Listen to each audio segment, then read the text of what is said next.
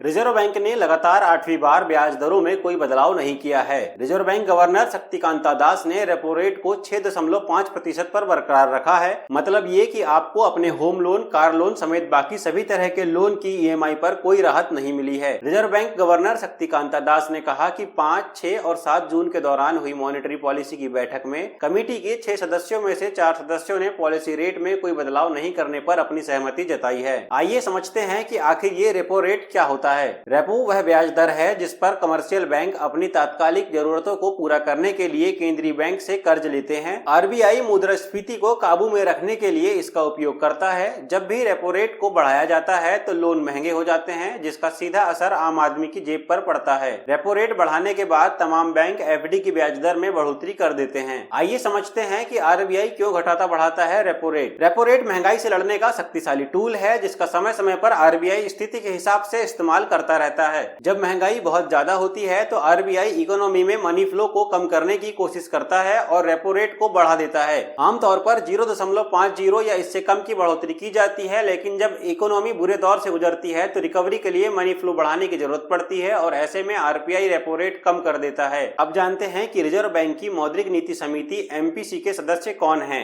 मौद्रिक नीति समिति की अध्यक्षता आरबीआई गवर्नर करते हैं और इसमें 3 बाहरी सदस्य और आरबीआई के अधिकारी शामिल होते हैं। भारतीय रिजर्व बैंक के गवर्नर शक्तिकांत दास मौद्रिक नीति समिति के अध्यक्ष हैं। उनके अलावा भारतीय रिजर्व बैंक के उप गवर्नर, मुद्रा नीति प्रभारी, केंद्रीय बोर्ड द्वारा नामित भारतीय रिजर्व बैंक का एक अधिकारी, इंदिरा गांधी विकास अनुसंधान संस्थान के प्रोफेसर आसिम गोयल, आईआईएम अहमदाबाद के प्रोफेसर जयंत आर वर्मा और राष्ट्रीय अनुप्रयुक्त आर्थिक अनुसंधान परिषद दिल्ली के डॉक्टर शशांक भिड़े इस समिति के सदस्य हैं। आइए जानते हैं कि रेपो रेट का क्या असर होता है। जब भी रेपो रेट बढ़ाया जाता है तो इससे लोन महंगे हो जाते हैं। इससे आम आदमी पर ईएमआई का बोझ बढ़ जाता है। लोन महंगे होने से इकोनॉमी में मनी फ्लो कम होता है। मनी फ्लो कम होगा तो डिमांड में कमी आती है और महंगाई घट जाती है। वहीं यह भी देखा जाता है कि रेपो रेट बढ़ने के बाद तमाम बैंक एफडी की ब्याज दरों में इजाफा कर देते हैं। बता दें, रेपो रेट वो ब्याज दर होती है जिस पर भारतीय रिजर्व बैंक की ओर से अन्य बैंकों को लोन दिया जाता है। ऐसे में जब रिजर्व बैंक अन्य बैंकों को लोन महंगी दरों पर देता है तो अन्य बैंक ग्राहकों के लिए भी ब्याज दर बढ़ा देते हैं। अब जानते हैं कि आरबीआई गवर्नर ने फाइनेंशियल ईयर 2025 के ग्रोथ रेट का क्या अनुमान लगाया है। आरबीआई गवर्नर ने वित्त वर्ष 2024-25 के लिए जीडीपी वृद्धि का अनुमान 7% से बढ़ाकर 7.2% किया। उन्होंने कहा कि मार्च अप्रैल में खुदरा महंगाई में कमी आई है, लेकिन फूड इन्फ्लेशन में अभी भी तेजी है। इसके अलावा वित्त वर्ष 2025 की अप्रैल जून तिमाही के लिए जीडीपी वृद्धि का अनुमान 7.1% से बढ़ाकर 7.3% किया गया है। वहीं जुलाई सितंबर के लिए 7.2%, अक्टूबर दिसंबर के लिए 7.3% और जनवरी मार्च के लिए 7.2% रहने का अनुमान है।